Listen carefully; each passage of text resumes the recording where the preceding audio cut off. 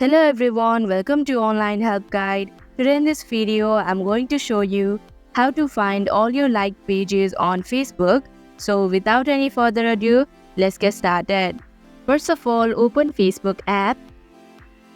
Click on the three horizontal lines in the top right corner. Here, click on See More option. Then tap on Pages option. Now click on the Liked Pages option in the top section of your screen.